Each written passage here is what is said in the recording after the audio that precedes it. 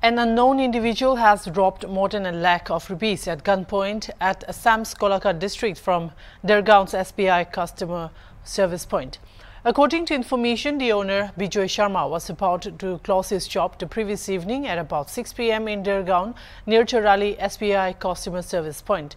A man reportedly approached him for a deposit form.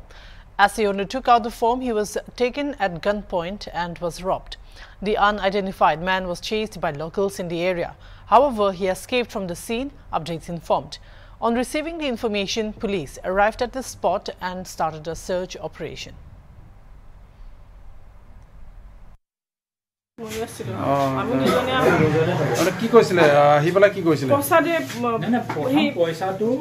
Deposit কৰিবলৈ আহিছে প্ৰথমতে তেওঁ কৈছিলে পইচা জমা কৰিব পাৰিম নে আমি কৈছিলে আও পাৰিব তেওঁ ক'লে পাৰিব আমি অলৰেডি যাবলৈ লৈছো যে বোলা যাও আমি হৈ গ'ল তেনেকুৱাতে আছে পাৰিব নে বুলি তেওঁ ক'লে ঠিক আছে পাৰিম বুলি ক'লে কোৱাৰ লগে লগে মানে কাগজ বিচাৰিছে মানে দিয়ক আৰু কি কৰিব আছে তেনেকুৱাতে মানে পিস্তল দুলিয়ে লাগলগে মানে টানিলে তেওঁ টানি পেলাই কৈছে পইচা দে হিন্দী ভাষাত তেওঁ কৈছে আৰু পইচা দিয়া পইচাখিনি দিয়া লগতে সন্দেহ কৰিছে নি কাবাক আহি থকা মানুহে হ'ব চিনি পাব নে চিনি পায় খিনমিনকে লৰাটো চিনি পোৱা মানে খিনমিনকে লৰাটো আহোতে অকলে আহিছে আগত হয়তো বাইক এখন আছে হিবিয়া পৰা দৌৰি যাওঁতে আমি যেতিয়া পিছফালে দি গৈছো দৌৰি গৈছে তেতিয়া তেওঁ মানে বাইক এখনত উঠি পলাইছে তেওঁ পিছে পিছে দৌৰি গৈছে মই ইয়াতে ৰৈছো বা দৰ্জাখন লগাইছো দাদা আহিছে তেনেকুৱাতে আহি পেলাই মই ছাতাৰখন তল কৰিছো